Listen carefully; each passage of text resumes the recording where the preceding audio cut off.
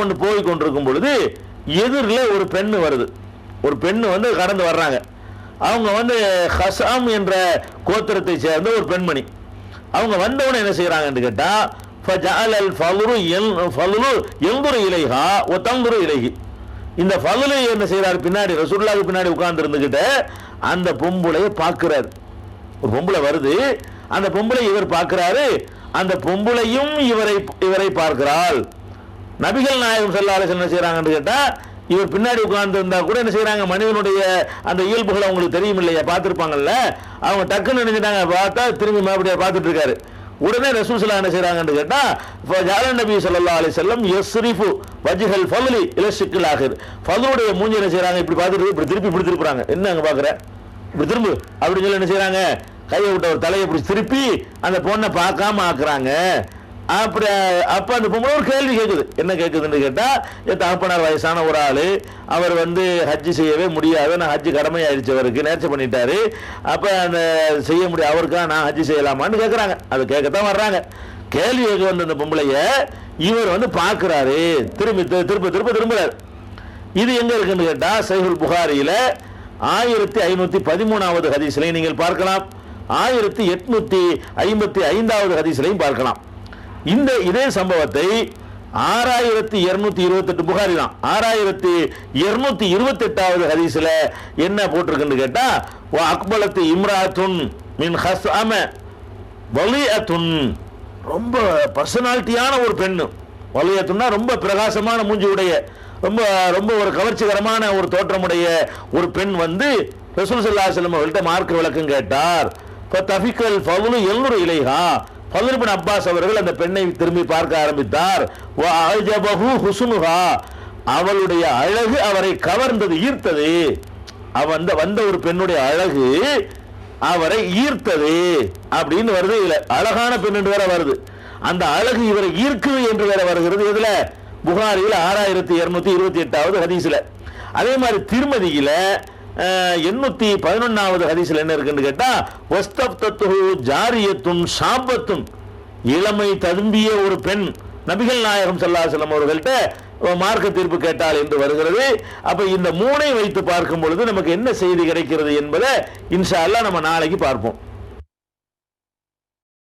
அஸ்ஸலாமு அலைக்கும் வரஹ்மத்துல்லாஹி வபரகாத்துஹு. அன்பிற்குரிய சகோதர சகோதரிகளே, பிறப்பு முதல் இறப்பு வரை தனிமனித வாழ்வில் இஸ்லாம் என்ற இந்த தொடர் நிகழ்ச்சியில கடைசியாக நேற்றைய தினம் நம்ம என்ன பார்த்தோம்னு கேட்டா, பெண்கள் வந்து முகத்தை மறைக்க வேண்டியது அவசியம் இல்லை, அது கட்டாயம் கிடையாது என்று குர்ஆன்ல இருந்தும் பார்த்தோம். ஒரு ஹதீஸையும் உங்களுக்கு நேற்று சொல்லியிருக்கிறோம். என்ன ஹதீஸ் என்று கேட்டால், நபிகள் நாயகம் ஸல்லல்லாஹு அலைஹி வஸல்லம் அவர்களோடு ஒட்டகத்தில் பிரயாணம் செய்த ஃபضல் இப்னு அப்பாஸ் அவர்கள் எதிரில் வந்த ஒரு பெண்ணை பார்த்தாரு. ரசூலுல்லாஹ் முகத்தை திருப்பி விட்டாங்க, அந்த பொண்ணு அவரை பார்த்துச்சு. இன்னொரு அறிவிப்புல ரொம்ப அழகான ஒரு பெண்ணு பார்த்தது, அந்த அழகு அவரை ஈர்த்தது அப்படின்னு இருந்துச்சு. இன்னொரு அறிவிப்புல இளமை தழும்பிய ஒரு பெண்ணு வந்தாள் என்று இருக்கிறது. இந்த மூணு ஹதீஸையும் வைத்து நீங்கள் இந்த மூணு கருத்துடைய வாசகத்தையும் வச்சு பார்க்கும் பொழுது ஃபضல் இப்னு அப்பாஸ் வந்து திரும்பி ஏன் பார்க்கிறார், திரும்பி எதுக்கு பார்க்கிறாரு? மூஞ்சி தெரிஞ்சானே திரும்பி பார்க்க முடியும், முகம் தெரிஞ்சாதான் திரும்பி என்னமாவது ஒன்று இருந்தா தான் திரும்பி பார்க்க முடியும். மொத்தத்தையும் மூடிக்கிட்டு வந்தார்களே, ஆனால் அழகிய பெண் என்று சொல்ல முடியுமா? மொத்தத்தையும் மூடிக்கிட்டு இருக்கிற ஒரு பெண்ணை அழகு எப்படி காண்பீங்க, அசிங்கம் எப்படி காண்பீங்க, அவங்களுடைய வயசை எப்படி காணுவீங்க? ஷாபத்துன்னு ஒரு இளமை ததும்பிய பெண் என்று வருகிறது. அப்ப இளமை ததும்பியதாக அந்த பெண் இருக்கிறார் என்று அந்த செய்தியை அறிவிக்கிறவர் சொல்லுகிறாரு. இவர் அவளை பார்க்கிறார், அவளும் இவரை பார்க்கிறார். அந்த அழகு அவரை ஈர்த்தது என்று அந்த செய்தியில் சொல்லப்படுகிறது சொன்னா, அப்ப நபிகள் நாயகம் ஸல்லல்லாஹு அலைஹி வஸல்லம் காலத்தில் இது கடைசியில் உள்ளது, கடைசி காலத்தில் உள்ள சம்பவம், ஹிஜாப்லாம் இறங்கின பிறகு உள்ள சம்பவம். அந்த காலகட்டத்திலேயே நபி ஸல்லல்லாஹு அலைஹி வஸல்லம் அது முஸ்லிமான பொண்ணு ஹஜ்ஜி செய்யலாமான்னு விளக்கம் கேட்குதுல, எங்க பாப்பாவுக்கு ஹஜ்ஜி கடமை நான் செய்யட்டுமான்னு கேட்கறதா இருந்தா அது ஒரு முஸ்லிமான பொண்ணா வேற இருக்குது. முஸ்லிமான பொண்ணா இருந்து கொண்டு ஹிஜாபுடைய வசனம்லாம் இறங்கின பிறகு நபி ஸல்லல்லாஹு அலைஹி வஸல்லம் அவர்களுக்கு முன்னாடி வந்து அழகோட வந்து நிக்குது, ஒருத்தர் பார்த்து ரசிக்கிறாரு, இளைஞர் இருக்கிற அளவுக்கு தோற்றத்தில் இருக்கிறாருன்னு சொன்னா எல்லா முகத்தையும் மறைச்சிருந்தா தெரியும், முகம் தான் ஒரு அழகை தீர்மானிக்கிறது. வயசை காட்டுறது முகம்தான், பர்சனாலிட்டியை காட்டுறது முகம்தான், அது தெரிஞ்சு இருக்கிறது என்பதை இதுல இருந்து விளங்கலாம். இதுல இருந்து விளங்குறதை விட நம்மளா சொன்னா கூட என்ன புதுசாக சொல்றான் குழப்பறான்ருவாங்க. யாராவது சொன்னா தானே கேட்கறதா இருக்கிறாங்க. நமக்கே நேரடியாக விளங்கினா கூட யாராவது ஒருத்தர் சொன்னா தான் அவங்களுக்கு வந்து திருப்தியா இருக்கிறது. ஃபத்ஹுல் பாரியில ஹாஃபிஸ் இப்னு ஹஜர் அவர்கள் 6228வது ஹதீஸ் புகாரி இருக்குல்ல, அந்த புகாரிக்கு விரிவுரை தான் ஃபத்ஹுல் பாரி. அந்த விரிவுரை நூலில் ஹாஃபில் இப்னு ஹஜர் அவர்கள் இந்த 6228வது ஹதீஸின் அடியில அவர்கள் சொல்கிறார்கள், ஒஃபீஹி தலீலுன் அலா அன்ன நிசா அல் முஃமினீன லைஸ அலைஹின்ன மினல் ஹிஜாபி மா யல்ஸமு அஸ்வாஜ நபி ஸல்லல்லாஹு அலைஹி வஸல்லம். நபி ஸல்லல்லாஹு அலைஹி வஸல்லம் மனைவியர்களுக்கு எந்த அளவுக்கு ஹிஜாப் அவசியமோ அந்த அளவுக்கு மற்ற பெண்களுக்கு ஹிஜாப் அவசியம் இல்லை என்பதற்கு இந்த ஹதீஸ் சான்றாக இருக்கிறது. இது லவ் லஸிம ஸாலிக, இது அவசியம் என்று இருந்தால் ஜமியன் நிசா எல்லா பெண்களும் மூஞ்ச மறைச்சிட்டு இருக்க வேண்டும் என்று இருக்குமே, ஆனால் அமர நபி ஸல்லல்லாஹு அலைஹி வஸல்லம் அல் ஹஸ்அமியா பில் இஸ்திதாரி, மறைக்குமாறு அந்த பெண்ணுக்கு ரசூல் ஸல்லல்லாஹு அலைஹி வஸல்லம், என்ன நீ இவர் மூஞ்ச திருப்பி இருக்க தேவையில்லை, என்னம்மா நீ இப்படி வந்து நிக்கிற, மூஞ்ச காட்டி நிக்கிற, மூஞ்ச மற, உன்னை பார்த்து ஒரு ஆளு கெட்டு போறாரு அப்படின்னு சொல்லி இவர் மூஞ்ச திருப்புறதுக்கு பதிலா அந்த அம்மாவுக்கெல்லாம் ஆர்டர் பிறப்பித்திருப்பார்கள். அந்த அம்மாவுக்கு ஆர்டர் பிறப்பிக்காதல இருந்து அதுல அந்த அர்த்தம் இல்லைன்னு வழங்குறது. கால ஃபீஹி தலீலுன், மேலும் சொல்கிறார் இப்னு ஹஜர் சொல்கிறார், ஃபீஹி தலீலுன், இதுல மேலும் ஆதாரம் இருக்கிறது. அலா அன்ன சத்ரல் மராத்தி வஜ்ஹஹா, பெண்கள் வந்து முகத்தை மறைப்பது வந்து லைஸ ஃபர்லன், அது கடமை இல்லை. இன்னும் சொல்ல போனால் லிஜ்மாஇஹிம் அலா அன்னலில் மராத்தி அன் துப்திய வஜ்ஹஹா ஃபிஸ்ஸலா, தொழுகையிலே முகம் திறந்து இருக்க தொழுகிறதுக்கு அவங்களுக்கு அனுமதி இருக்கிறது என்பதை எல்லோரும் ஏகமானதாக ஒத்துக்கிட்டு இருக்கிறாங்க. அதுலயே அவுரத்து பூரா மறைக்க வேண்டிய இடம் தொழுகை தான். தொழுகை இல்லாத நேரத்தில் கூட கொஞ்சம் முன்ன பின்ன வெளியே தெரியலாம். தொழுகை நேரத்தில் ஆடைகள் அவுரத்தை மறைக்கணும். தொழுகை நேரத்திலேயே மூஞ்சியை காட்டலான்னு இருந்தா வெளியில என்ன இருக்கு, அப்புறம் அவுரத்தை முழுசா மறைக்கப்பட வேண்டிய பகுதி அனைத்தையும் மறைப்பதற்கு ரொம்ப வலியுறுத்தப்பட்ட இடம் தொழுகை. அந்த தொழுகையிலேயே முகத்தை வந்து மறைக்க வேண்டியதில்லை என்று எல்லாம் ஏகமானதா சொல்லும் பொழுது அது எப்படி வெளியே மறைக்க சொல்லுவீங்க அப்படின்னு இப்னு ஹஜர் அவர்கள் கேட்கிறார்கள் என்பதை பார்க்கணும். இது ஒரு சம்பவமாச்சா, முகத்தை மறைக்கணுங்கிற அவசியம் கிடையாது. ரெண்டாவது வந்து புகாரியில 977வது ஹதீஸ்ல ஒரு சம்பவம் இருக்கிறது. நபிகள் நாயகம் ஸல்லல்லாஹு அலைஹி வஸல்லம் அவர்கள் பெருநாள் தொழுகை அன்றைக்கு முசல்லான்னு ஒரு இடம் இருந்துச்சு மதீனாவுல, அந்த இடத்துல போய் தொழுகை நடத்துவாங்க. பெருநாள் தொழுகை திடல்ல தான் நடத்தணும். அப்படி நடத்தக்கூடிய நேரத்தில் பெண்களும் கண்டிப்பா வரணும். மாதவிடாய் ஏற்பட்ட பெண்கள் கூட வந்து தொழுகையில பங்கெடுக்காம அந்த சபையில வந்து பங்கெடுக்க வேண்டும் என்றெல்லாம் ரசூல் ஸல்லல்லாஹு அலைஹி வஸல்லம் வலியுறுத்தி இருந்தார்கள். அந்த அடிப்படையில் பெண்களும் வந்தாங்க. வந்த உடனே நபி ஸல்லல்லாஹு அலைஹி வஸல்லம் அவர்கள் என்ன பண்றாங்கன்னா சொற்பொழிவு நிகழ்த்துறாங்க. நிகழ்த்தின உடனே அது பெண்கள் பகுதிக்கு தான் எட்டல என்ற உடனே இறங்கி மறுபடி பெண்கள் பகுதிக்கு போய் இன்னொரு சொற்பொழிவு நிகழ்த்துறாங்க. அப்படி நிகழ்த்தக்கூடிய நேரத்தில் உங்களுக்கு அதிகமாக தர்மம் செய்யறதை பற்றி வலியுறுத்தி பேசுறாங்க. நீங்க நல்லா நிறைய கொடுங்கம்மா, நல்ல காரியத்துக்கு அழியில் கொடுங்க அப்படின்னு சொல்லி அந்த சதக்காவை பற்றி, தான தர்மங்கள் செய்வதை பற்றி நபி ஸல்லல்லாஹு அலைஹி வஸல்லம் அவர்கள் அந்த மக்களுக்கு பெண்களுக்கு பிரச்சாரம் பண்ணுகிறார்கள். அப்ப அந்த பிரச்சாரம் பண்ணக்கூடிய நேரத்தில் அதை கேட்டவுடனே என்ன செய்யறாங்கன்னா அள்ளி போடுறாங்க. பெண்கள் எல்லாம் அள்ளி போடும் பொழுது பிலால் அவர்கள் என்ன செய்யறாங்கன்னா அவங்க துண்டை அணிக்கிட்டு போறாங்க. பெண்கள் பகுதியில் ரசூல் ஸல்லல்லாஹு அலைஹி வஸல்லம் உரை நிகழ்த்த பெண்கள் அள்ளி போடுறாங்க. என்னது போடுறாங்க, காலில் இருக்கிறது, மூக்கில் கையில் இருக்கிறாங்க, அள்ளி போடுறாங்க. அந்த மாதிரி போடுவதற்கு போகும் பொழுது அதுல வருகிறது, அந்த பெண்கள் எல்லாம் தங்களுடைய கைகளால் அதை கலட்டி பிலாலுடைய ஆடையில போட்டதை நான் பார்த்தேன் அப்படின்னு இப்னு அப்பாஸ் ரலியல்லாஹு அன்ஹு அவர்கள் சொல்றாங்க. இது புகாரியில 977வது ஹதீஸாக இடம்பெற்றிருக்கிறது. அப்ப கைகளால் கலட்டி நாங்க போட்டதை பார்த்தோம்னு சொல்லும் பொழுது இந்த கையும் மறைக்கப்படவில்லை, கையும் வந்து மறைக்கப்படாம இருந்திருக்குது அப்படிங்கிறத 977வது ஹதீஸ்ல இருந்து விளங்கிக் கொள்கிறோம். அதே மாதிரி முஸ்லிம்ல 1467வது ஹதீஸ்ல ஒரு சம்பவம் இருக்கிறது. இதே சம்பவம் தான். எந்த சம்பவம்? பெருநாள் சம்பவம் தான். அதுல என்ன செய்யறாங்கன்னு கேட்டா நபி ஸல்லல்லாஹு அலைஹி வஸல்லம் அவர்கள் பெண்கள் பகுதிக்கு வந்து உரை நிகழ்த்துகிறார்கள். அந்த உரையை என்ன குறிப்பிடுறாங்கன்னு கேட்டா தசத்தக்ன, நீங்கள் நிறைய தர்மம் செய்யுங்க, ஏனென்றால் இன்ன அக்ஸரு குன்ன ஹதபு ஜஹன்னம், உங்கள் அதிகமான பேர் நரகத்தினுடைய எரிபொருளா இருக்கிறீங்க, அதனால பெண்களாகிய நீங்கள் என்ன செய்யுங்க, தர்மத்தை அதிகமாக செய்யுங்கன்னு சொல்றாங்க. அப்ப ஒரு பெண்மணி எழுந்து ஒரு கேள்வி கேட்கிறாங்க.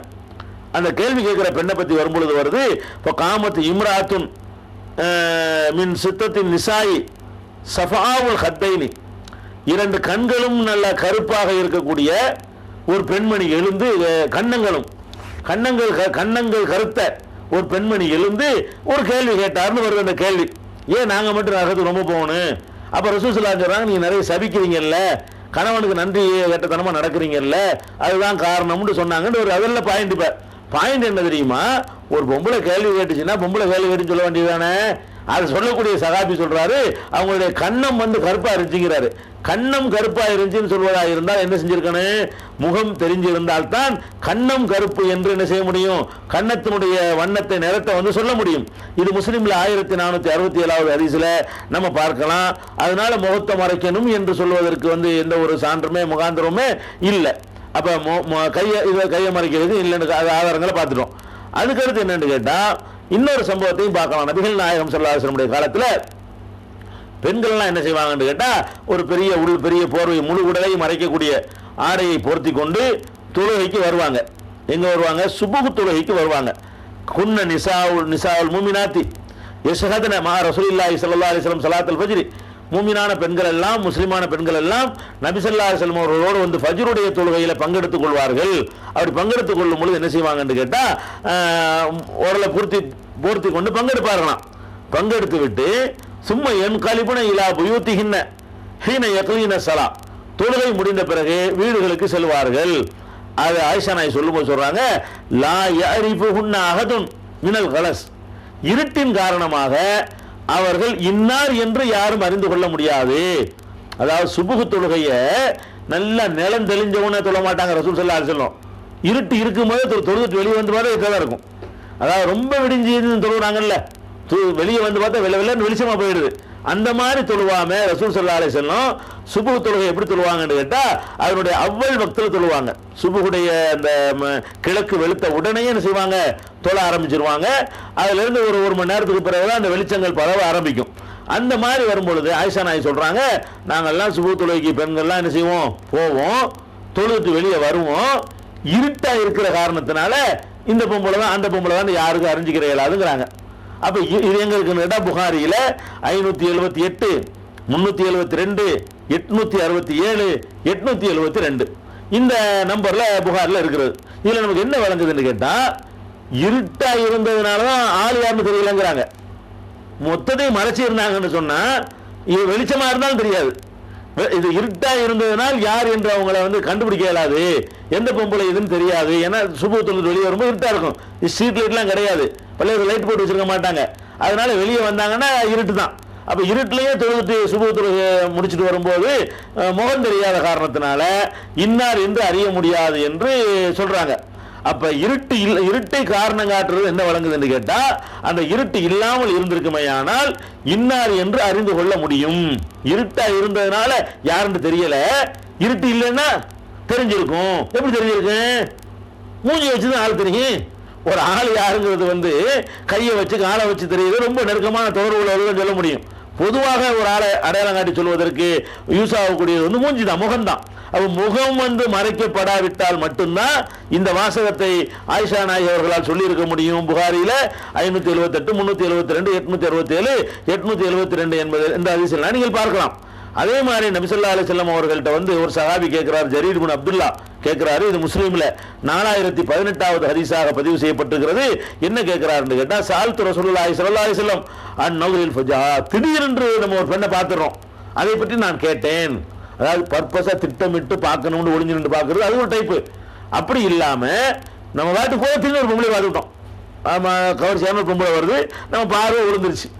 அப்ப நான் என்ன செய்வது, நான் அவ்வளவுதான் ஒழுக்கமாக இருந்தாலும் எதுக்கு திரும்பி வந்தாங்க என் பார்வையில் பட்டுச்சு, நான் என்ன செய்வேன் அப்படின்னு ஜரீர் இப்னு அப்துல்லா ரலியல்லாஹு அன்ஹு அவர்கள் நபி ஸல்லல்லாஹு அலைஹி வஸல்லம் அவர்கள்ட்ட கேட்கும்போது சொன்னாங்க, ஃபஅமரனி அன் அஸ்ரிஃப பஸரி, என் பார்வையை வேறு பக்கம் திருப்பிக் கொள்ளுமாறு எனக்கு கட்டளையிட்டார்கள்னு சொல்றாங்க.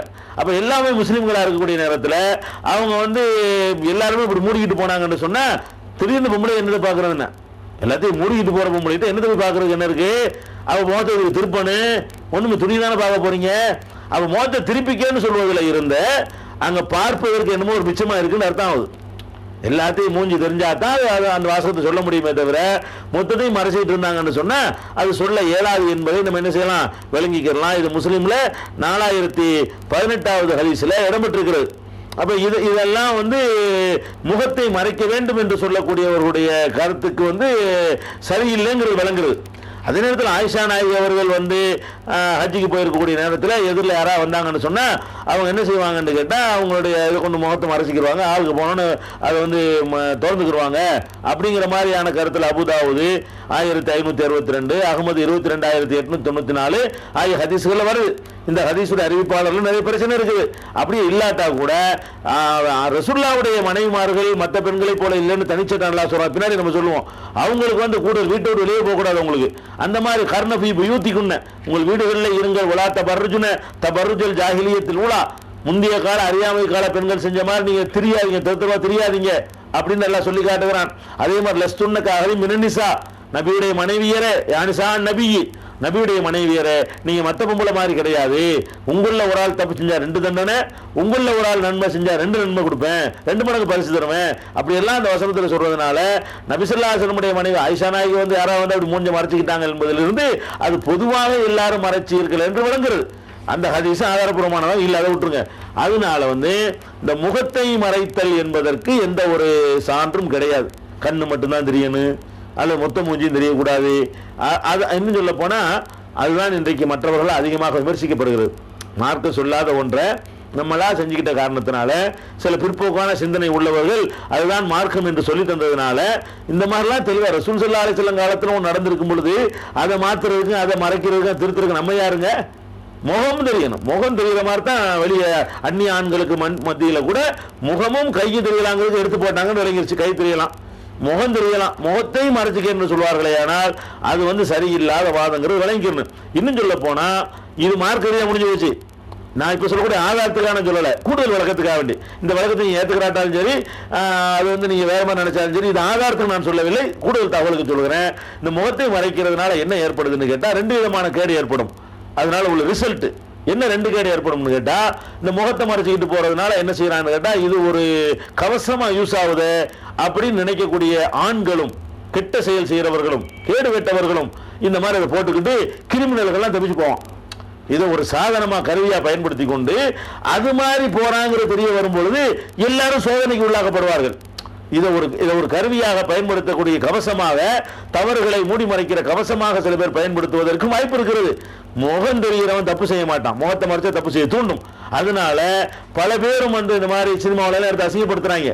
ஆம்பளை புர்கா போட்டுட்டு அதை போடுற மாதிரிலாம் பாட்டு கேவலப்படுத்துறாங்கன்னு சொன்னா அது முகத்தை மறைச்சிக்கிட்டு ஆம்பளை வந்து பொம்பளை பேசல ஏறான்னு காட்டுறான்னு அவன் நடக்கிற வேணும்னு நம்மளை கொச்சப்படுத்துறதுக்காக வேண்டி அப்படி காட்டுறானுவோ. ஆனாலும் கூட நடக்குமா நடக்காத வாய்ப்பு இருக்கா இல்லையா, அதுக்கு சான்ஸ் இருக்கா இல்லையா, இன்னைக்கு இல்லாட்டி நாளைக்கு நடந்துருமா இல்லையா? அப்ப அதெல்லாம் கவனிக்கக்கூடிய நேரத்தில் முகத்தை மறைத்தல் என்பது அவர்களுக்கும் பெரிய மார்க்கத்தில் சொல்லப்படல, பொதுவாகவும் அது நன்மையை ஏற்படுத்தவில்லைங்கிறது ஒரு மோசமான விளைவு.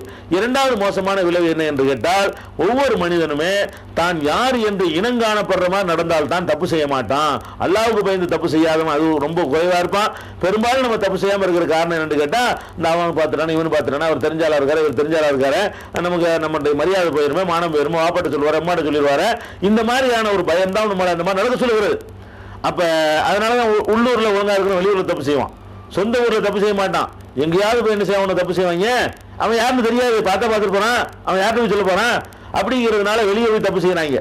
அப்ப இன்னார்ந்த அறியாமல் நீங்கள் மறைத்துக் கொண்டீர்களே, ஆனால் அவன் மனைவியோட போறானா யாரையா கூட்டிட்டு போறான்னு சொல்ல முடியுமா? ஒரு சந்தேகத்தை உண்டாக்குமா இல்லையா? அவர்களே வந்து என்ன வேண்டாலும் செய்வதற்கு தூண்டக்கூடியவர்களையும் கொண்டு விட்டுவிடும். மார்க்கம் சொல்லாத ஒன்றை நீங்க பேணுதல் என்று சொல்லி பிற்போக்குத்தனமா கொண்டாந்து திணித்தீர்களே, ஆனால் அது ஏற்படுத்துற விளைவும் மோசமா கண்ணால பாக்குறோம். நான் விளைவுக்காக நான் வந்து மார்க்க சட்டத்தை மாற்ற சொல்லல, நான் ஆதாரத்துக்கு இதை சொல்லவில்லை. மார்க்கம் சொல்ற நீங்க பேணாதனால இந்த விளைவு ஏற்படுது, அதுக்கு தான் இதை சொல்றேனே தவிர விளைவை வச்சுக்கிட்டு நம்ம மார்க்க சட்டத்தை இஷ்டத்துக்கு மாற்றிக்கிறதுங்க சொல்ல வரவில்லை. அதனால வந்து முகத்தை மறைத்தல் என்ற டாபிக் வந்து நல்லது இல்லை, அது வந்து மார்க்கத்தில் உள்ளதும் இல்லை, அது வலியுறுத்தப்பட்டதும் இல்லை, அது வரவேற்கத்தக்கதும் இல்லை. முகம் கை வெளியே தெரியலாம், அதான் மார்க்கத்தின் சட்டம்.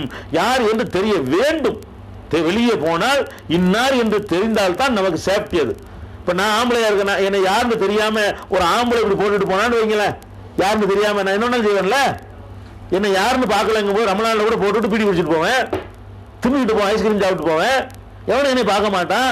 அப்ப நான் முகம் தெரிகிற மாதிரி போனா அது செய்ய மாட்டேன்ல, அட அல்லாஹ்வுக்காக நாலு பார்ப்பானே இல்லையா?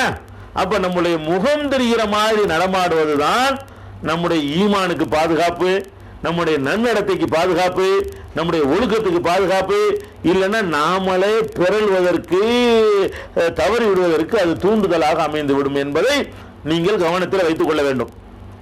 அடுத்தது என்னன்னு கேட்டா, இந்த முகம் கை முடிஞ்சிருச்சு. அடுத்து என்னன்னு பார்க்கும் பொழுது கால் விஷயத்தில், கால் அதுக்கடுத்து கால் மற்றெல்லாம் மறைக்கணும் வந்துருச்சு. மற்ற பற்றி சொல்லாத காரணத்தினால முழுசாக மறைச்சிட வேண்டியதான்.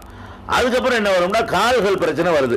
இந்த காலை பொறுத்த வரைக்கும் என்ன செய்வாங்கன்னு கேட்டால் பலவிதமான கருத்துக்களை சொல்கிறாங்க. எந்த அளவுக்கு சொல்கிறாங்கன்னு கேட்டால், பாதங்கள் கூட தெரியக்கூடாது, தொழும்போது சாக்ஸ் போட்டு தான் தொழுவணும்.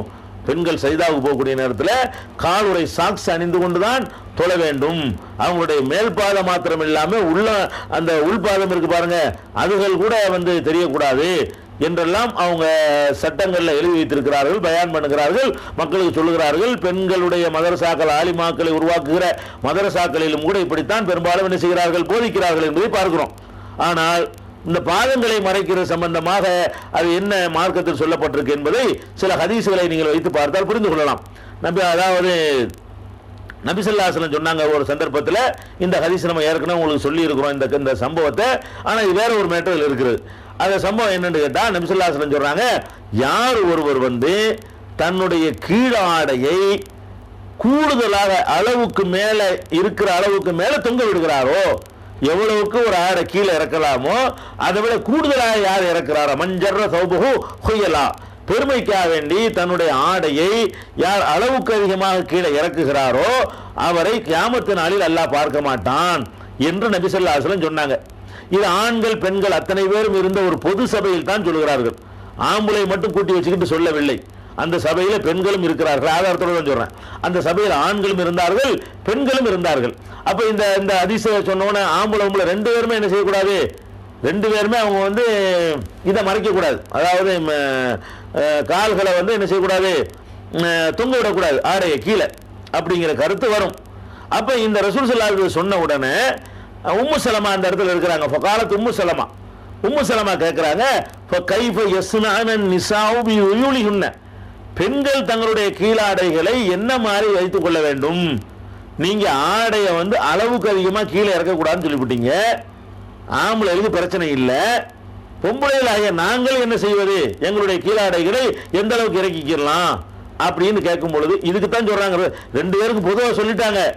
இந்த அம்மா கேட்காட்டே பதிலே ரெண்டு பேருக்கும் பொது சட்டம் ஆயிருக்கு. உம்மு சலமா என்ன கேட்கிறாங்கன்னா, நீங்க ஆடையை கீழே இருக்கக்கூடாதுன்னு சொல்லிட்டீங்க, ஆனால் பெண்களாகிய நாங்கள் என்ன செய்யறதுன்னு கேட்ட உடனே யுர்ஹின சிபரன், ஒரு ஜான் இறக்கிக்க அப்படிங்கிறாங்க. அப்போ உம்மு சலமா கேட்கிறாங்க, இதன் தன் கஷிபு அக்தாமுஹுன்ன, அவங்களுடைய பாதங்கள் தெரியுமே, பாதம் ஒரு ஜான் இறக்குனா பாதம் தெரியுமே அப்படின்னு கேட்கிறாங்க.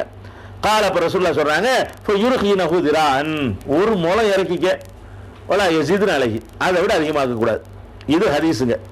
இது எங்க இருக்குன்னு கேட்டா திருமதியில 1653, நசையில 5242, 5243, முஸ்னத் அகமதுல 25303, 25459 ஆகிய எண்களை கொண்ட ஹதீஸாக இடம்பெற்றிருக்கிறது. இது நல்லா கவனிக்க வேண்டிய மேட்டர் என்னன்னு கேட்டா, ஆண்கள் ஆடையை, ஆணோ பெண்ணோ யாரா இருந்தாலும் ஆடையை கீழே இறக்கினார்களே ஆனால் அவங்களுக்கு நரகம்னாங்க ரசூல் ஸல்லல்லாஹு அலைஹி வஸல்லம்.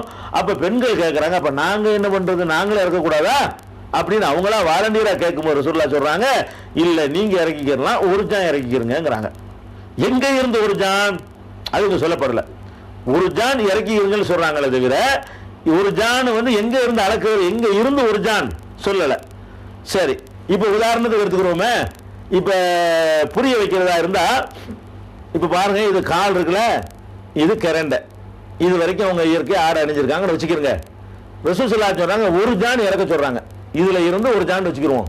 இதுல இருந்து ஒரு ஜான் இறக்குனா பாதம் தெரியுமா? இங்க வரைக்கும் ஆடை அணிந்திருந்தாங்கன்னா இங்க இருந்து ஒரு ஜான் என்று அர்த்தம் செஞ்சீங்கன்னு சொன்னா, உம்மு சலமா திருப்பி கேட்கறாங்க, நீங்க ஒரு ஜான கூட்ட சொல்றீங்களே, ஒரு ஜான் கூட்டினா பாதம் தெரியுமேங்கிறாங்க. ஒரு ஜான் இங்க இருந்து கூட்டினா பாதம் தெரியுமா? இங்க இருந்து ஒரு ஜான கூட்டினா மொத்த காலும் போயிடும்.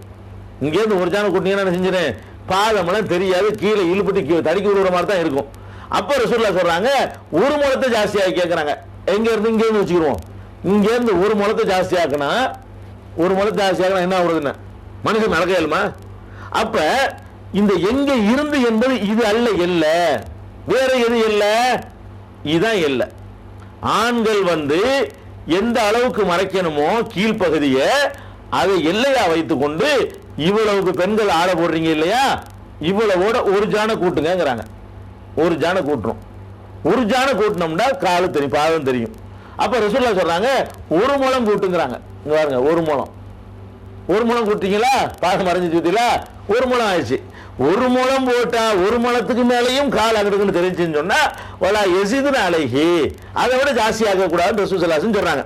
இப்ப என்ன கேட்டா ரசூல் ஸல்லல்லாஹு அலைஹி வஸல்லம் சொன்னது என்னன்னு கேட்டா, ஆடைய இறக்கினால் அது கோபத்துக்குரிய காரியம்னு சொல்றாங்க. ஆணு பெண்ணுக்கு பொதுவா சொல்றாங்க.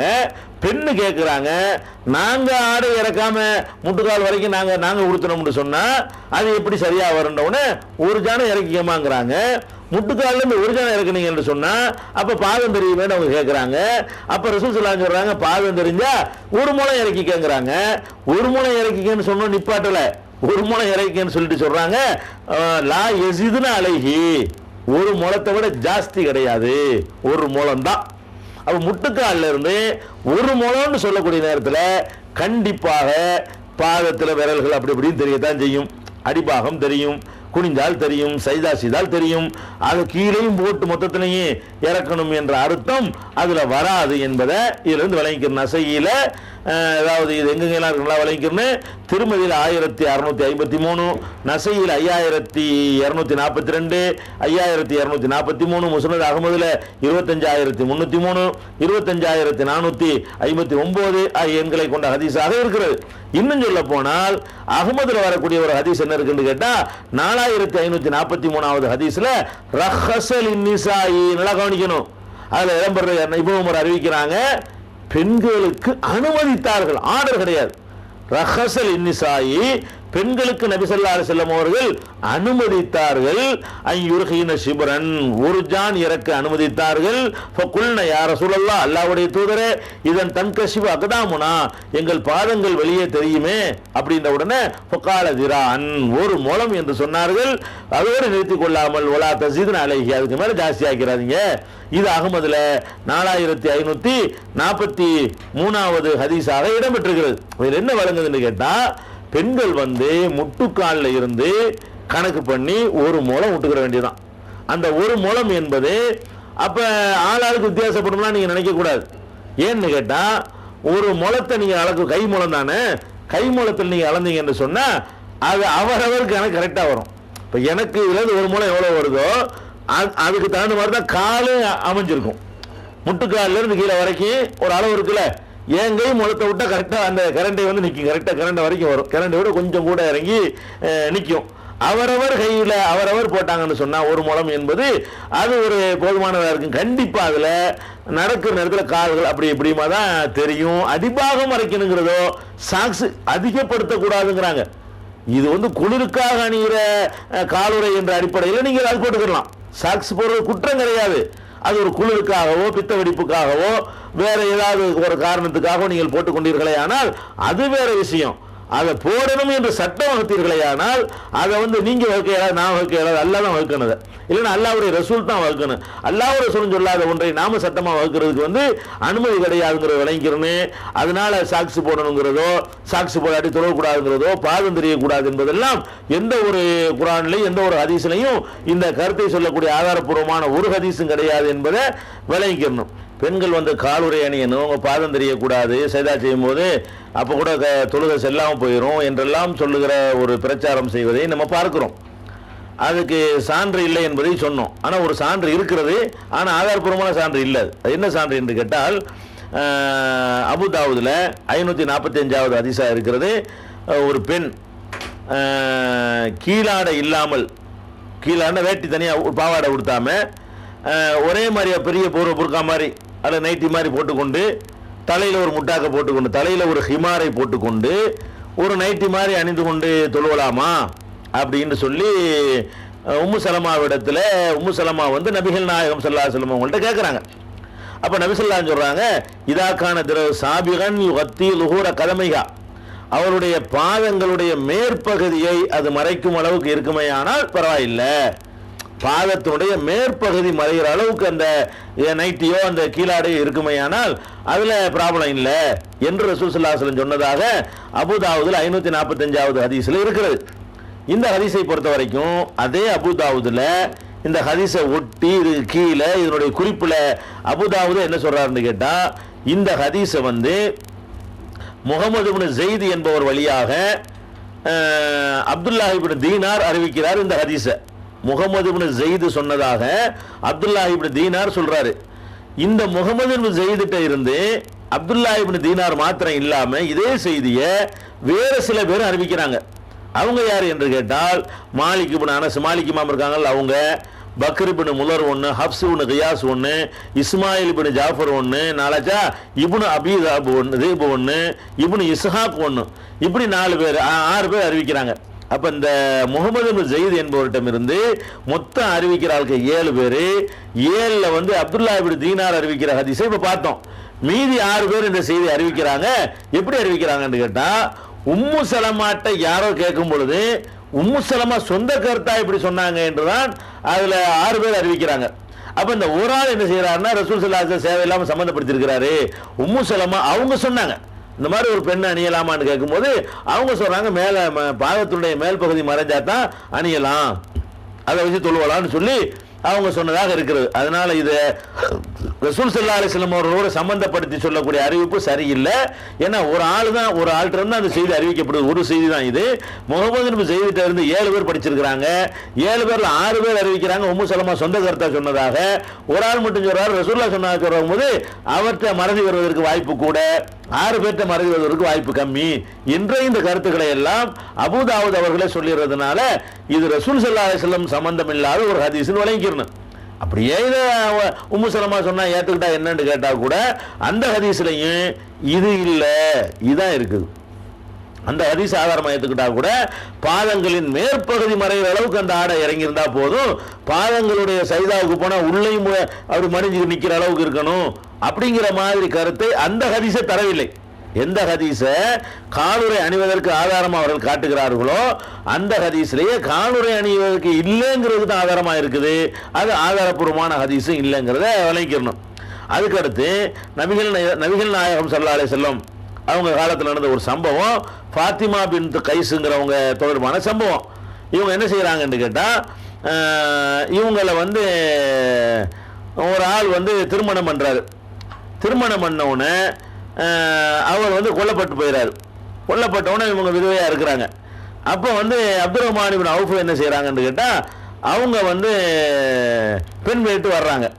அதே மாதிரி ரசூல் ஸல்லல்லாஹு அலைஹி வஸல்லம் அவர்கள் தமக்கு விருப்பமான உசாமா இருக்காரு இல்லையா, உசாமான்னா வளர்ப்பு மகன் ஒருத்தர் வளர்த்தாங்க ஸைத், அது வளர்ப்பு மகன் இல்லைன்னு சிலாத்தில் ஆயிடுச்சு. அவருடைய மகன் தான் உசாமா. அவருக்காக வேண்டி பெண் கேட்டு அவங்களும் வர்றாங்க. அப்போ ரசூல் ஸல்லல்லாஹு அலைஹி சொல்றாங்க, உசாமாவை ரசூலுல்லாஹ் ரொம்ப நேசிக்கிறதுனால உசாமாவை நம்ம கல்யாணம் பண்ணிக்கலாம்னு இந்த அம்மாவுக்கு ஒரு சிந்தனை வருது. அப்புறம் சொல்றாங்க ரசூல் ஸல்லல்லாஹு அலைஹி வஸல்லம் பேசிட்டு, நீ முடிவு நீ தான் எடுக்கணும், நான் கேட்கறதுக்காக வேண்டி நீ உசாமா கட்டிக்கிறேன்னு சொல்லிவிடாத, உனக்கு யார் விருப்பங்கிறத முடிவெடுக்க வேண்டிய ஆள் நீ தான். நான் ஒரு தந்தை இடத்துல இருந்து நான் வந்து உன்ட்ட வந்து பொண்ணு கேட்குறேன் அப்படின்னு சொல்லி ரசூல் ஸல்லல்லாஹு அலைஹி வஸல்லம் சொல்றாங்க. ஃபான்கிஹி மன்ஷீத், நீ விரும்பினாலே நெஞ்சிக்க கல்யாணம் பண்ணிக்கன்ட்டாங்க. அப்போ சொல்றாங்க, நீ அது வரைக்கும் இந்த இத்தாக்கள் தான் முடிகிற வரைக்கும் என்ன செய்யணும்னு கேட்டா, இந்த கிளி இல்லா உம்மு ஷரீக், உம்மு ஷரீக் என்று ஒரு அம்மா இருக்கிறாங்க இல்லையா, அவங்க வீட்டில் போய் நீ தங்கிக்க, கல்யாணம் பண்ற வரைக்கும் நினைச்சீங்க அங்க தங்கிக்கன்னு சொல்றாங்க. சொல்லிட்டு ரசூலுல்லாஹ் சொல்றாங்க, இல்லை வேணாம், உம்மு ஷரீக் வேணாம், ஏன்னாட்டா அம்மா வந்து நிறைய வர்றவங்களுக்கெல்லாம் ஆக்கி போடுற அம்மா, அவங்க பெரிய வள்ளல். அவங்க உம்மு ஷரீக்குங்கிறவங்க நபி ஸல்லல்லாஹு அலைஹி வஸல்லம் காலத்தில் வாழ்ந்து பெரிய வள்ளல் பெண்மணி. எப்போ பார்த்தாலும் 50 பேர் 10 பேர் 20 பேர் சோர்ந்துகிட்டே இருப்பாங்க, வந்துட்டே இருப்பாங்க. அந்த அம்மா வந்து நிறைய பேர் விருந்தாளிகளுக்கு விருந்து கொடுக்கக்கூடிய ஒரு பண்பாடு உள்ளவங்களா இருக்கிறதுனால அவங்க வீட்டில் தங்கியிருந்தேன்னு சொன்னா பல ஆட்களும் வருவதற்கு வாய்ப்பு இருக்கிறது. அப்படி வரக்கூடிய நேரத்தில் நீ தலையில முக்காடு இல்லாமல் இருப்ப, அதை வந்து பார்க்கக்கூடிய நிலைமை வந்துடும். அல்லது உன்னுடைய சாக்குல இருந்து, சாக்குன்னு சொல்றாங்க, உன்னுடைய சாக்குல இருந்து ஆடை வந்து விளைகிறதுக்கு வாய்ப்பு இருக்கிறது. அதனால அதை வந்து பார்த்துருவாங்க. அதனால வேலை விட்டு எங்க செஞ்சிட்டு இருக்கும்போது அந்நிய ஆண்கள் நிறைய பேர் வந்து போற இடமா இருக்கிறது, அங்க போய் நீ இருக்காம உன்னுடைய சித்தப்பா மகன் அப்துல்லா இப்னு அம்ர் இப்னு உம்மு மக்தூம் இருக்காரு இல்லையா, அவர் வீட்டில் போய் இரு அப்படின்னு ரசூல் ஸல்லல்லாஹு அலைஹி வஸல்லம் சொன்னாங்க என்ற செய்தி முஸ்லீம்ல 5235வது ஹதீஸ்ல வருது. அதுல சாக்கு அப்படிங்கிற வார்த்தை வருது. சாக்கிலிருந்து ஆடை விலகிரும். சாக்கு என்ற அரபி வார்த்தைக்கு என்ன அர்த்தம்னு கேட்டா, அந்த காலுடைய முட்டுக்கால்களை கையை காட்டுற உதாரணத்துக்காக வேண்டி இந்த முட்டுக்காலில் இருந்து கிரண்ட வரைக்கும் இந்த பகுதி தான் சாக்குன்றது. முட்டுக்காலில் இருந்து கிரண்ட வரைக்கும் உள்ள பகுதி. அப்ப அந்த கிரண்ட வரைக்கும் தான் மறைச்சு, முட்டுக்காலில் இருந்து கிரண்ட வரைக்கும் உள்ள பகுதி இருக்க இந்த இடத்துல உள்ள ஆடை விலகிட கூடுமே, அது வேணாமே, பல பேர் வர்ற இடமா இருக்குது அப்படின்னு ரசூலுல்லாஹ் சொன்னாங்களே தவிர பாதத்துல உள்ள ஆடை விலகிடும்னு சொல்லல. சாக்குன்னா பாதத்துக்கு மேலேன்னு அர்த்தம். சாக்குன்னா என்ன அர்த்தம்? காலோடு கால் பின்னி கொள்ளும்னு சொல்றான்ல, அந்த சாக்கு தான் இது. அப்ப உம்மு ஷரீக்கு ஃபாத்திமா பின்த் கைஸுக்கு ரசூலுல்லாஹ் என்ன சொல்றாங்கன்னு கேட்டா, உம்மு ஷரீக்கு வீட்டில் போய் நீ தங்காத, நிறைய ஆம்பளைங்க எல்லாம் வருவாங்க, சோறுதிங்கிறதுக்கு வருவாங்க, அவங்க உடனே பார்த்துருவாங்க. என்னத்தை பார்த்துருவாங்கன்னு கேட்டா, தலையில முக்காடு இல்லாமல் இருக்கும் பொழுது அதை அந்நிய ஆண்கள் பார்க்குற ஒரு நிலைமை உண்டாயிரும். அல்லது என்ன ஆகுன்னு கேட்டா, உன்னுடைய சாக்கை பார்த்துருவாங்க. சாக்குன்னா இந்த கையை பார்த்துருவாங்க, காலை பார்த்துருவாங்க. இந்த இதுல இருந்து இது வரைக்கும் உள்ள இடம் கையில சொல்றதா இருந்தா, அதாவது முட்டுக்காலில் இருந்து கிரண்ட கால் வரைக்கும் உள்ள இடம். அப்ப இதுல என்ன வழங்குதுன்னு கேட்டா, கிரண்ட காலுக்கு கீழே உள்ளது மேட்ரு இல்லை, அதுதான் மறைக்க வேண்டிய விஷயம். இவ்வளவு தெளிவா இருக்குது. கிரண்ட காலையும் மறைச்சுக்கின்னு சாக்கிட்டு போட்டு கட்டணும் எல்லாம் சொல்ற கருத்துக்கு ஆதாரம் கிடையாது. இந்த முஸ்லீமுடைய இந்த ஒரு ஹதீஸ் போதும். 5235 ஹதீஸை பார்த்தோம்னு சொன்னா அதுல குழப்பமே இருக்காது. இது ஆடையாச்சா? பெண்களுடைய ஆடை என்பதுல என்ன நமக்கு விளங்குதுன்னு கேட்டா, முகம் தெரியலாம், கை தெரியலாம், கால் கரண்டை கீழே தெரியலாம். இது மூணை தவிர மற்ற பகுதிகளை அவங்க மறைத்திருக்கணும். எங்க மறைச்சிருக்கணும்னா அந்நிய ஆண்களுக்கு மத்தியில் மறைத்திருக்கணும். வீட்டுக்குள்ள அந்த அளவுக்கு மறைக்கணுமான்னா அது பின்னாடி நம்ம சொல்லுவோம். அந்நிய ஆண்களோட வெளியே போகும் பொழுது, அதாவது கணவன், தந்தை, அண்ணன், தம்பி, தம்பி பிள்ளை, அண்ணன் பிள்ளை, இந்த மாதிரியான ஆட்கள் தவிர மற்றவர்களை நம்ம சந்திக்கிற மாதிரி வெளியே போனோம்னு சொன்னா, அல்லது பெண்கள் மட்டும் இல்லாத சபை, பெண்களே இருக்கிற சபைக்கு போனா அது கூட தேவையில்லை. ஆண்கள் அந்நிய ஆண்கள் பார்க்குற சபைக்கு போனோம்னா அப்போ என்ன செய்யணும்னு கேட்டா, அவங்க முகம் தெரிகிற மாதிரி வெளியே போகலாம், அது குற்றம் கிடையாது. எந்த அந்நியான்னு பார்த்தாலும் அதில் நமக்கு குற்றம் சேராது. கை தெரிகிற மாதிரி போகலாம், கால் கரண்டி கீழே தெரியுமையானால் அது குற்றம் கிடையாது அப்படிங்கிறது டோட்டலாக விளங்குகிறது. இப்ப அவங்க சில ஆளுக்கு ஒரு முறை அப்படி இறக்கி தொங்க விடும் பொழுது கொஞ்சம் கரண்டி கீழே கொஞ்சம் கூட ஒரு இன்ச்சு கூட இறங்கிற வாய்ப்பு இருக்கு. அப்படி இறங்கணும்னு சொன்னா அவங்க வெளியே நடந்து போனாங்கன்னு வைங்க, வெளியே நடந்தா என்ன ஆகும்னு கேட்டா, அந்த தரையில போய் இருக்கிற நிலத்தில் இருக்கிற அசுத்தங்கள், நஜீசுகள் எல்லாம் ஆடையில ஒட்டும். அப்படி ஒரு ஆடையை அணிந்து கொண்டார்களே ஆனால் அவங்க ஒவ்வொரு தொழுகைக்கும் வெளியே போயிட்டு வந்தாங்கன்னா ட்ரெஸ்ஸை மாத்தணுமா இல்லையா? அதாவது ஆடையை கீழே ரொம்ப இறக்கிட்டோம்னு சொன்னா, ஒரு ஜானுக்கு ஒரு முளம் வரைக்கும் இறக்க சொல்லிட்டாங்க. முட்டுக்காலில் இருந்து வச்சுக்கிறோம், முட்டுக்காலில் இருந்து ஒரு முளத்தை இறக்கிட்டீங்கன்னு சொன்னா அப்ப கூட சில சமயங்கள்ல அப்படி லேசா அப்படி தரையில உரச வாய்ப்பு இருக்குது. நிலத்துல அந்த நிலத்துல அசுத்தம் செஞ்சோம்னா அசுத்தத்தையும் அதில் ஒட்டிக்கிறதுக்கு வாய்ப்பு இருக்கிறது. இப்ப இந்த மாதிரியான ஒரு நேரத்தில் இந்த பெண்கள் வெளியே போயிட்டு வந்தா ட்ரெஸ் மாத்தணும்னு ஆயிரும். இறக்கமா ட்ரெஸ் பண்ணியிருந்தாங்கன்னு சொன்னா கண்டிப்பா கீழே ஏறில போற அந்த ட்ரெஸ்ஸை ஒட்டி தொழ முடியாது. ட்ரெஸ் சுத்தமா இருக்கணும், இல்லை தொழும் போது அசுத்தம் இருக்கக்கூடாது, அசுத்தங்கள் ஒட்டி இருக்கலாம்னு வருது. அதுக்கு ரசூல் ஸல்லல்லாஹு அலைஹி வஸல்லம் என்ன பண்றாங்கன்னு கேட்டா, அவங்களுக்கு மட்டும் ஒரு சலுகை கொடுத்துட்டாங்க. என்ன சலுகைன்னு கேட்டா, அதாவது ஒரு அம்மா கேட்குறாங்க, பனு அப்துல்லா ஷிகல் என்ற கபீலாவை சேர்ந்த ஒரு பெண்மணி கேட்குறாங்க. இந்த பெண்மணியுடைய பேர் என்னன்னு தெரியாவிட்டாலும் இவங்க நபி தோழியர் என்பது தெரிகிறது. ஏன்னா நான் ரசூலுல்லாஹ்ட்ட கேட்டேன்னு சொல்றாங்க. நபி தோழியர்களை பொறுத்த வரைக்கும் பேர் தெரியாவிட்டால் குற்றமே கிடையாது. நபி தோழியர்னு விளங்கினால போதும் அவங்கள எந்த விமர்சனத்துக்கு அப்பாற்பட்டவர்களாகிடுறாங்க. அப்ப அந்த அறிவு தராதரத்தை பிரிக்கும் பொழுது சஹாபாக்களை யாரும் பலவீனம்னு சொல்ல மாட்டாங்க. சஹாபாக்களுக்கு அடுத்து வர தலைமுறையில தான் அவர் சரியில்லை இவர் சரியில்லைன்னு சொல்லுவாங்களே தவிர சஹாபாக்களே சந்தேகப்பட்டோம்னா ஒரு அதிசயம் நம்ப முடியாது, அப்படி போயிடும். அதனால அந்த அம்மா பேர் தெரியாட்டம் அவங்க சஹாபி. என்ன அவங்க சொல்றாங்க, குல்து யார சொல்லலாம் அல்லாஹ்வுடைய தூதரே என்று நான் கேட்டேன்னு வருது. என்ன கேட்டாங்கன்னு கேட்டா, இன்னலனா தரீகனில் மஸ்ஜிதி முன்தினத்தன், நான் அசுத்தமான ஒரு பாதை வழியாகத்தான் நாங்கள் பள்ளிவாசலுக்கு வர வேண்டி இருக்கிறது. நாங்கள் பள்ளிக்கு வர்றாங்க, வீட்டில இருந்து வர்ற வழியில ஒரு அசுத்தமான இடங்கள் இருக்கிறது. அது கூட இப்போ கைஃபன போல இதா முத்திர்னா, மழை பெய்யும்போது நாங்கள் என்ன பண்றது, மற்ற நாள்லயாவது கொஞ்சம் தூக்கி ஒரு மாதிரி வந்துடலாம். மழை பெய்கிற நேரத்தில் அந்த அசுத்தங்கள் நம்முடைய எங்களுடைய ஆடைகளில் ஒட்டிருமே, நாங்க என்ன பண்றதுன்னு கேட்கறாங்க.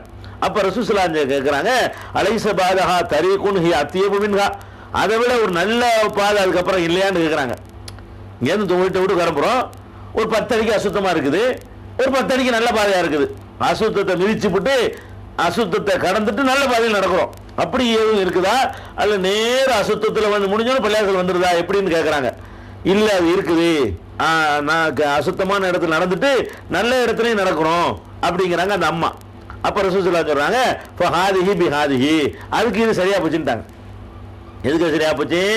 அசுத்தமான இடங்களில் நம்ம நடக்கும் பொழுது நம்முடைய ஆடைகள்ல ஏதாவது அசுத்தங்கள் பட்டு இருந்தாலும் அதுக்கப்புறம் நல்ல பூமியில வர நடப்போம், அந்த பூமியில உள்ள அந்த மண் படும் பொழுது அதை சுத்தமாக்கிறேன்ட்டாங்க. சுத்தமாக்குது ஆக்கலையோ, இப்போ தயமம் செய்து சுத்தமாக கை கால் மஞ்சள் நம்ம கழுவணும், அதான் சுத்தமாக்கும். தலையில் தட்டுப்பிடிச்சா சுத்தமாக்குமா? ஆக்காது. இருந்தாலும் அது ஒரு அல்லாஹ் சொல்லிட்டாங்கிறதுனால சுத்தம்னு அவன் ஏத்துக்கிறான். அவன் சுத்தம்னு ஏத்துக்கிறது தானே. அதே மாதிரி இந்த ஆடைகளை வந்து டெய்லி ஒரு நாளைக்கு 5 வேளை துறைக்கு போனாங்கன்னா 5 வேளை 5 ட்ரெஸ் போட்டோம்னா என்ன ஆகுறது? சோப்புக்கு எங்கே போகிறது, அது அயன் பண்ணுறதுக்கு எங்கே போகிறது, நிறைய செலவாகும்.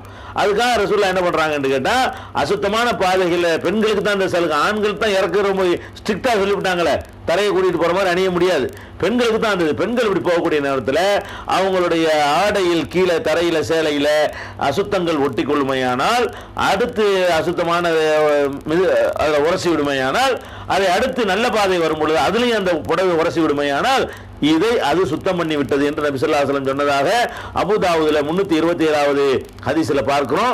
இது ஒரு இந்த கூடுதல் ஆடை இறக்குறதுனால உள்ள விஷயத்தை தெரிஞ்சுக்கணும். இப்படி ஆடை அணியணுமாச்சா? இந்த அணிகிற ஆடையுடைய இன்னொரு அம்சம் என்னன்னு கேட்டால், முகம் கை பாதங்களை தவிர மற்றவைகள் மறைத்திருக்கணும். அதுக்கு அடுத்த விஷயம் என்னன்னு கேட்டால், அணிகிற ஆடை வந்து ஆடை எதுக்கு அணிகிறோம்? ஆடை வந்து உடல்ல உள்ள மானத்தை மறைக்கிறதுக்கு தான் அணிகிறோம். பேருக்கு ஆடை அணிந்து அணியாத மாதிரி காட்சி வந்தால் அதுக்கு அந்த ஆடை அணியாமல் இருக்கிறதும் அணிகிறது சமந்தான்.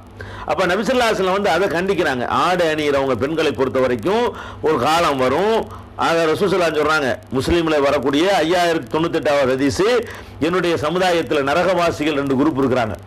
நரகத்துக்கே செல்லக்கூடிய 2 கூட்டம் இருக்கிறது. அவங்கள நான் இன்னும் பார்க்கல, இனிமேல் தான் வரப்போறாங்க. இப்போ வரல, இப்போ என் காலத்தில் இப்போ இல்லை, எனக்கு பின்னாடி அவர்கள் தோன்றுவார்கள். 2 கூட்டம் இருக்கிறாங்க, அவங்க 2 பேர் நரகத்துக்கு தான் போவாங்க, எந்த டவுட்டும் கிடையாதுங்கிறாங்க. அதில் ஒரு கூட்டம் யாருன்னு கேட்டால், அவங்க வந்து மாட்டுடைய வால் இருக்கிற வாள், அந்த வாள் மாதிரி சவுக்கை கையில் வைத்து கொண்டு அதை கொண்டு மக்களை அடித்து சித்திரவதை பண்ணிட்டு இருப்பாங்க. அதாவது அதிகார வர்க்கத்தில் இருந்து கொண்டு மக்களை கொடுமைப்படுத்துறவங்க, இந்த போலீஸுக்கு லத்தி சார்ஜ் பண்ணுற மாதிரி எப்போ பார்த்தாலும் மக்களை அடிக்கிறதும் உதைக்கிறதும் சித்திரவதை பண்ணுறதும் மிரட்டுறதும், இது மாதிரி மக்களுக்கு எதிராக அராஜகம் புரியக்கூடிய ஒரு கூட்டம் ஒன்று உருவாவார்கள். அவர்கள் இன்னும் தோன்றலை, அவங்க நரகவாசிகள் தான். அது ஒரு குரூப்புன்ட்டாங்க ரசூலுல்லாஹி ஸல்லல்லாஹு அலைஹி வஸல்லம். 2வது குரூப் என்னன்னு கேட்டா, ஒனிசாவுன் காசியாத்துன் ஆரியாத்துன், ஆடை அணிந்தும் நிர்வாணமா இருக்கக்கூடிய பெண்கள். ஆடை அணிவாங்க ஆனா நிர்வாணமா இருப்பாங்க அப்படின்னு சொல்லி ரசூல் ஸல்லல்லாஹு அலைஹி வஸல்லம் சொல்லிட்டு சொல்றாங்க, லா யதுகுல்னல் ஜன்னா, அவங்க சொர்க்கத்தில் நுழைய மாட்டார்கள். வலா யஜிதுன ரீஹஹா, அதனுடைய வாசத்தை கூட நுகர மாட்டார்கள். ஓ இன்ன ரீஹஹா ல யூஜது மின் மசீரத்தி கதாவ கதா, அதனுடைய வாடை வந்து எவ்வளவு தூரத்துக்கு அடிக்கும் தெரியுமா? அவ்வளவு தூரத்துக்கு அடிச்சு இருந்தும் கூட இவங்களுக்கு அந்த சொர்க்கத்தின் வாடை கிடைக்காது, அதை விட தூரத்துக்கு தள்ளப்பட்டுருவாங்க. சொர்க்கத்தினுடைய வாடை எவ்வளவு தூரத்துக்கு அடிக்குமோ அந்த தூரத்துக்கு அப்பால கொண்டு இவங்களை எல்லாம் வச்சிருவான். கண்ணால பார்க்கறது விட அந்த வாடையை நுகர்வது என்பது ரொம்ப தூரத்தில் இருக்கணும், அந்த தூரத்தையும் தாண்டி கொண்டு எல்லாம் வச்சிருவான் என்று நபி ஸல்லல்லாஹு அலைஹி வஸல்லம் சொன்னதாக முஸ்லீம்ல 5098வது ஹதீஸ்ல இருக்கிறது. இதுல என்ன வழங்குறோம்னு கேட்டா, அணிகிற ஆடை வந்து நிர்வாணமாக இருக்கிற மாதிரி இருக்கக்கூடாதுங்கிறாங்க. நிர்வாணமாக இருக்கிற மாதிரி என்பது 2 வகையில் ஏற்படலாம். ஒன்று என்னன்னு கேட்டால், கண்ணாடி போல மென்மையான ஆடைகளை அணிவது. ஆடை அணிவோம், ஆடை அணிஞ்சா வந்து உள்ளதை காட்டக்கூடாது, அந்த மாதிரி இருக்கணும். ஒரு நல்ல டார்க்காக உள்ளதாக இருக்கணுமே தவிர, அந்த ஆடைகள் வந்து கண்ணாடி மாதிரி உள்ளதான் காட்டுற மாதிரி என்ன செய்யக்கூடாது. அது மாதிரி இருக்கிறதும் ஆடை அணிந்தும் நிர்வாணிகள் தான். அல்லது ஆடை அணிகிறாங்க, கனத்த துணியில கூட அணிஞ்சிட்டு போறாங்க, ஆனா எப்படி அணிகிறாங்கன்னு கேட்டா, மொத்த உடம்பு டைட்டா இறுக்கி பிடிச்ச மாதிரி, மொத்தத்தில் கீழே இருந்து மேலே வரைக்கும் பார்த்தா டைட்டா ஃபுல் டைட்டா பிடிச்சிருக்கு. இது அணியாத மாதிரி தானே. நீங்க எவ்வளவு கனத்தாட அணிஞ்சாலும் சரி லூஸ் இருக்கணும். ஆடை வந்து ஆடை அணிந்தும் நிர்வாணம் என்பதை தவிர்க்க நம்ம விரும்பணும்னு சொன்னா, ஆடைகள் வந்து கொஞ்சம் தொலைதொலன்னு இருக்கணும். பெண்கள் அணிகிற ஆடை வந்து உடம்பை இறுக்கி பிடிக்கிற மாதிரி இருக்கக்கூடாது. இருந்தால் அது வந்து ஈர்க்கும், சிலரை ஈர்த்தால் அவங்களும் கட்டு நம்மளும் கட்டு போயிடுவோம். அப்படிங்கிறதுக்காக என்ன செய்யப்படுதுன்னா, அதை வந்து காசியாத்தும் ஆரியாத்தும் நரகவாசிகள், அணிந்தும் நிர்வாணமாக இருக்கிறவங்க நரகவாசிகள் என்று நபிகள் நாயகம் ஸல்லல்லாஹு அலைஹி வஸல்லம் அவர்கள் என்ன செய்யறாங்க, அதை வந்து கண்டிக்கிறாங்க. அதனால் அந்த மாதிரி ஆடைகள் நம்ம அணியக்கூடிய நேரத்தில் கலர் பிரச்சனை இல்லை, பட்டு அணிஞ்சிக்கிறங்க, என்ன வேணாலும் அணிஞ்சிக்கிறங்க. ஆனால் என்ன இருக்கணும்னா நீங்கள் அணிகிற புர்கா அணிங்க, வெள்ளத்துப்பட்டியை போத்துக்கிறங்க, அல்லது சுடிதாரை கூட கொஞ்சம் லூஸாக போட்டு தலையில் மட்டும் சுடிதாருக்கு இருக்காது, தலையில் ஒரு இதையும் போட்டுக்கிறங்க, ஃபுல் ஹேண்டு சுடிதார் போட்டுக்கிறங்க. ஒன்றும் இல்லை, அதுவே புர்கா தான். உங்களுடைய வசதி போல் என்ன செஞ்சுக்கலாம், அதுக்கெல்லாம் பண்ணிக்கிறலாம். ஆனால் அந்த ஆடை எப்படி இருக்கணும்னு கேட்டால் டைட்டாகவும் இருக்கக்கூடாது, மெல்லிய துணியில உள்ள பிரதிபலித்து காட்டக்கூடிய விதமாகவும் அந்த ஆடை இருக்கக்கூடாது என்பது நபி ஸல்லல்லாஹு அலைஹி வஸல்லமுடைய கட்டளை. இதை விளங்கிக்கிறோம். அதே நேரத்தில் பெண்கள் இந்த மாதிரி ஆடை அணிந்து விட்டார்களே ஆனால், இந்த மாதிரி ஆடை முகம், கை, பாதங்களை தவிர மற்ற பகுதிகளெல்லாம் ஒழுங்காக மறைத்திருந்தார்களே ஆனால் அவங்க அந்த கண்டிஷனில் இருந்தால் வெளியெல்லாம் போகலாம், வரலாம். வெளியெல்லாம் பிரயாணம் பண்ணுவதற்கு தான் மகரம் வேணும்னு சொல்லியிருக்காங்களே தவிர மூணு போகலாம், கருத்துருக்கு போகலாம், அது போகலாம், இது போகலாம், எல்லாம் சேப்பள்ளியாசலுக்கு வரலாம், இதெல்லாம் கூடும். இது எங்கள் போர்க்களத்துக்கு போயிருக்காங்க. நபி ஸல்லல்லாஹு அலைஹி வஸல்லம் காலத்தில் ஒரு அம்மா என்ன செய்கிறாங்கன்னு கேட்டால், ரசூல் ஸல்லல்லாஹு அலைஹி வஸல்லமுடைய காலத்தில் 12 யுத்தங்கள் அவர் கணவர் செஞ்சிருக்கிறாரு. அதில் இந்த அம்மா 6 யுத்தத்தில் கணவரோட சேர்ந்து பங்கெடுத்துச்சு. யுத்தத்தில் போய் என்ன பண்ணுவாங்க இந்த அம்மான்னு கேட்டால் அவங்க சொல்கிறாங்க, குன்னா நுதாவில் கல்மா, காயமடைந்தவர்களுக்கு நாங்கள் சிகிச்சை செய்வோம், அக்குவாலல் மர்லா, நோயாளிகளுக்கு உரிய அந்த மருத்துவ வசதிகள், நர்ஸ் வேலைகள் அதெல்லாம் பார்ப்போம். இதுக்கெல்லாம் நாங்கள் யுத்த காலத்துக்கு போயிருக்கோங்கிறாங்க. யுத்த காலம்ங்கிறத ஒரு டேஞ்சரான இடம், அந்த இடத்துக்கு பெண்கள்லாம் போய் காயப்பட்டவங்களை சிகிச்சை அளிச்சிருக்கிறாங்க. அந்த மாதிரிலாம் செஞ்சிருக்கிற காரணத்தினால நபி ஸல்லல்லாஹு அலைஹி வஸல்லம் அவர்களுக்கு கூட என்ன பண்ணியிருக்காங்கன்னா, அவங்களுக்கு காயம் ஏற்பட்ட பொழுது ஃபாத்திமா நாயகி தான் பாயை, ஒரு கோரம் ஈச்சம்பாயை எரித்து சாம்பலை எடுத்து அதை அவங்களுக்கு காயப்பட்ட இடத்துல பூசி அந்த ரத்த ஓட்டத்தை நிப்பாட்டினாங்கன்னு வருது. போர்களுக்கு போயிருக்க போய் தானே செய்ய முடிஞ்சு. வெளியே எல்லாம் போகலாம், வெளியே போகிறதுக்குலாம் மார்க்கம் தடுக்கல. ட்ரெஸ் ஒழுங்கான முறையில் இருந்தால் அது போகிறதுக்கு பிரயாணம் பண்ணி போகிறது 3 நாள் தொலைவுடைய பிரயாணம் போகக்கூடாதுன்னு இருக்குது. அது பின்னாடி அந்த டாப்பிக்கை நம்ம சொல்லும் பொழுது பார்த்துக்குருவோம். இப்போ ட்ரெஸ் மேட்ரு மட்டும் பார்க்கறதுனால இந்த ட்ரெஸ் அணிந்து கொண்டார்களே ஆனால் அவங்க வெளியே போகலாம், யுத்தத்து வரைக்கும் போகலாம், பெருநா தொலைக்கு போகலாம் அப்படிங்கிற கருத்துப்பட உள்ள ஹதீஸ் புகாரியில் 324, 980, 1600, 1652 எண்களை கொண்ட ஹதீஸா இருக்கிறது. இதுதான் பெண்களுடைய ஆடை. மற்றபடி ஆண்களுக்கு சொன்ன மாதிரி எல்லா கலர்ஸும் உங்களுக்கு அனுமதி இருக்கு, டோட்டல் காவி உள்பட. ஆண்களுக்கு தானே காவியை தடுத்தாங்க, எல்லா மெட்டீரியலும் உங்களுக்கு அனுமதி இருக்கிறது, பட்டு உள்பட எல்லாமே அனுமதி இருக்கிறது. என்ன உங்களுக்கு ஆம்பளைக்கு வேற கண்டிஷனை போட்டுவிட்டு பொம்பளைக்கு வேற கண்டிஷன் போட்டுருக்கு. என்னன்னு கேட்டால் உங்கள் ஆடை கொஞ்சம் கூடுதலாக இருக்கட்டும், எல்லாத்தையும் மறைக்கிற மாதிரி போட்டுக்கிறங்க. அதான் இஸ்லாம் அவங்கள்ட்ட எதிர்பார்க்கக்கூடியது.